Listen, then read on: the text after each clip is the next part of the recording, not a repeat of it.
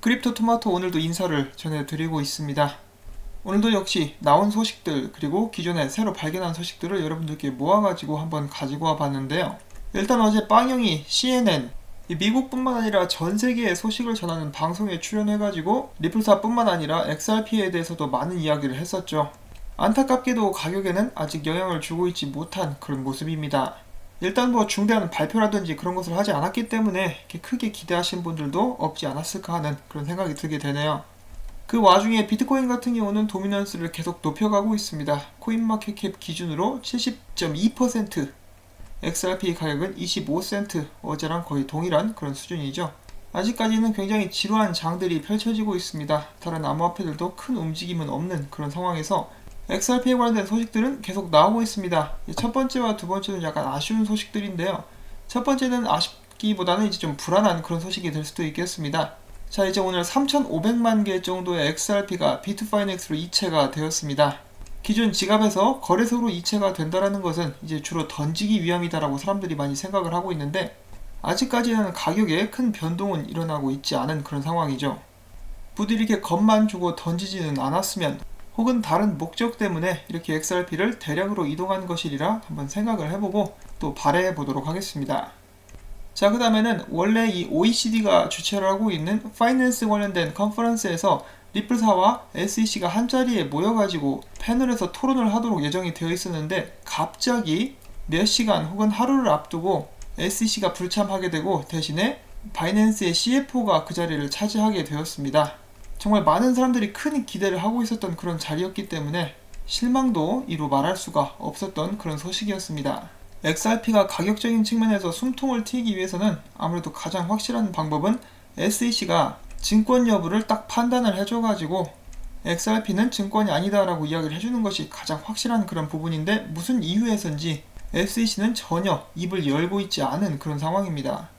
그냥 막말로 정말 최악의 경우에 증권이다라고 이야기를 해버린다면 리플사에게도 큰 타격이 될 수가 있고, 또한 SEC로서는 미국에 잘 나가고 있는 자기업을 때리는 것이기 때문에 여러가지로 곤란한 상황이 발생할 수도 있겠습니다만, 그 후에 리플사는 그들을 반겨주는 해외로 다른 나라로 이전을 해가지고 사업을 계속 할 수도 있을 것입니다. 이런 식으로 궁극적으로는 발전할 수 있는 방향을 모색할 수가 있을 것인데, 또 그렇게 이야기를 하자면은 그동안에 가만히 있었던 것이 너무 수상하죠.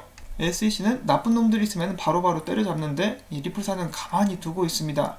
도와주지도 않고 때리지도 않고, 이 세상에서 가장 무서운 것이 무관심이라는데 도대체 이놈들의 속내를 모르겠습니다. 제가 몇 주 전이었죠. 이 빵영이 SEC의 의장 제이 클레이턴을 만났는데, 그게 독대를 한 것이 아니라 백악관에서 이제 관련자가 함께 참석을 했었죠. 거기서 무슨 이야기가 분명히 오고 갔을 것인데 아직까지도 조용합니다. 그런 부분에 대해서 어제 CNN에서 좀 이야기를 해줬으면 얼마나 좋았을까. 개인적으로는 그런 안타까운 마음이 듭니다.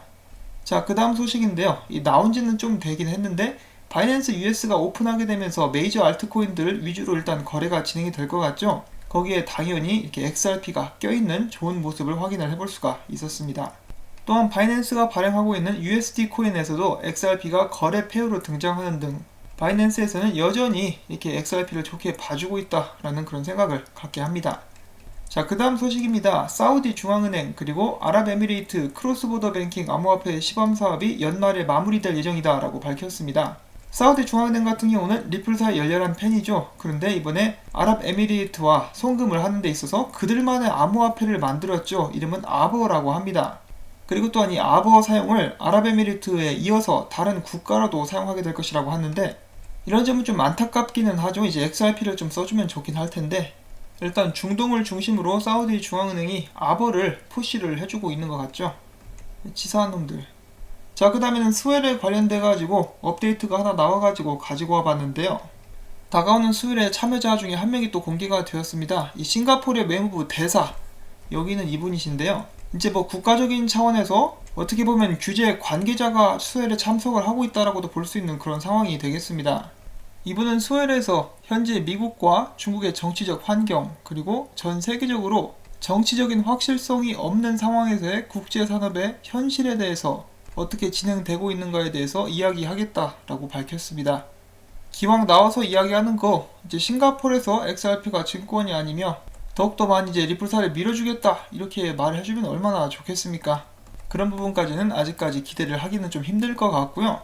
일단 매해마다 스웰에 참여하는 인사들 중에 이제 꽤 눈에 띌만한 그런 인사들이 있었죠. 뭐 버냉키라든지 작년 같은 경우는 클린턴, 제가 개인적으로 굉장히 좋아하지 않는 양반이긴 한데 이 유명 인사가 나왔었습니다.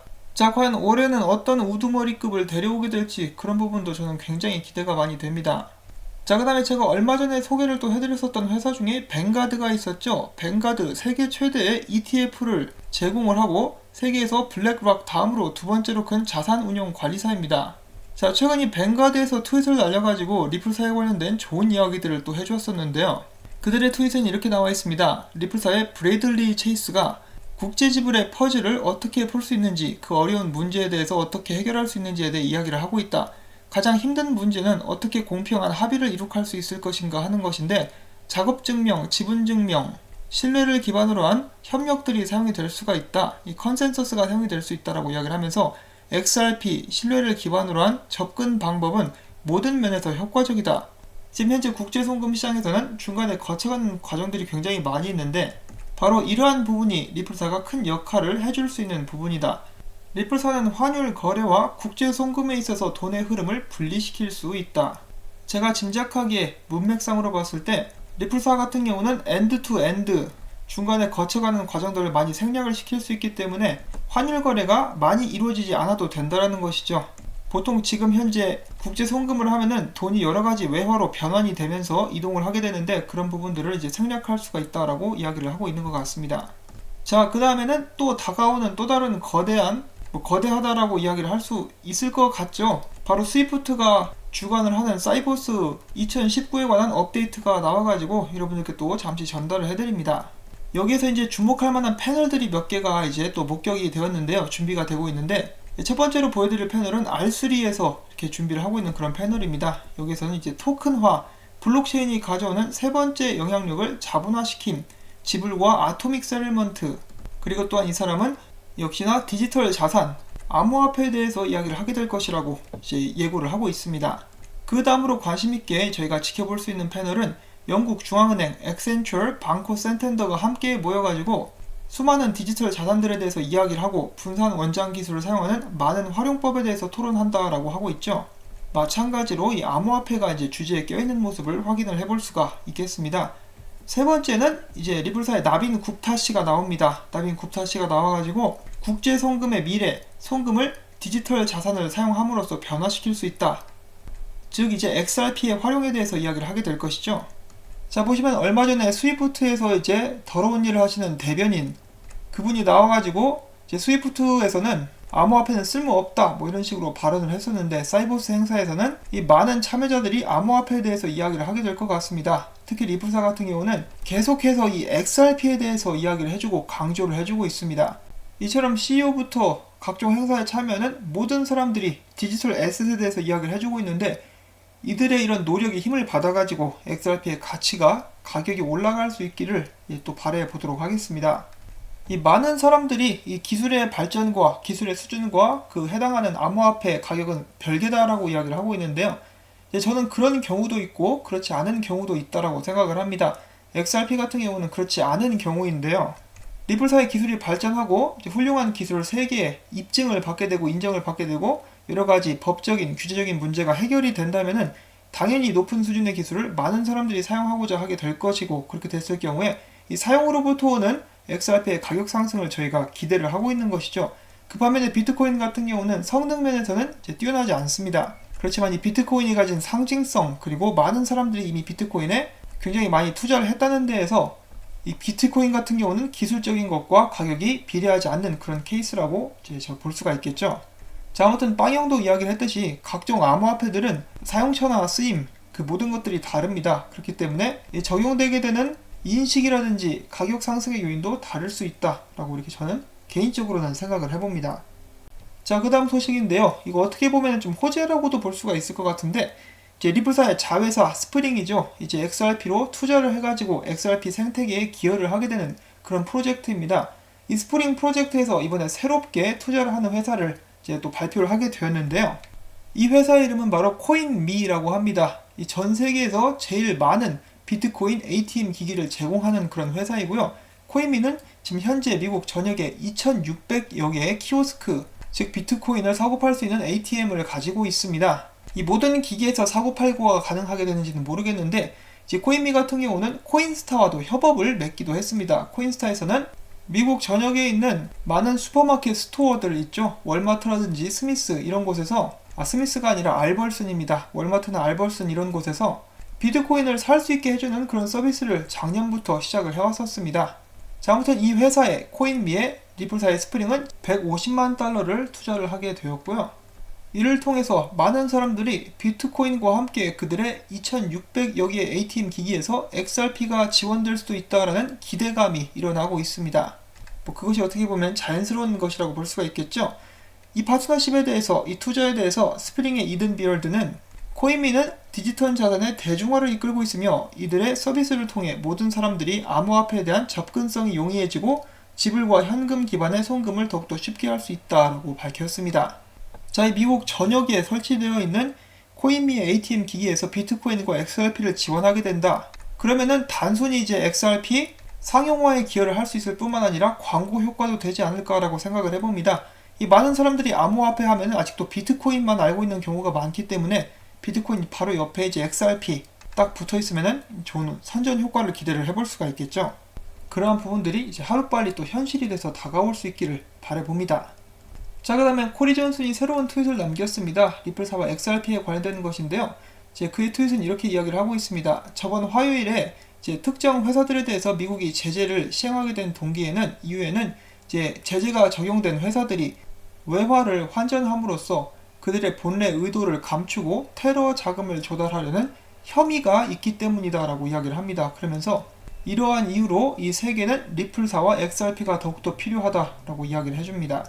이 리플사를 떠났음에도 불구하고 여전히 리플사와 XRP에 큰 신뢰를 가지고 있는 코리 존슨이었고요.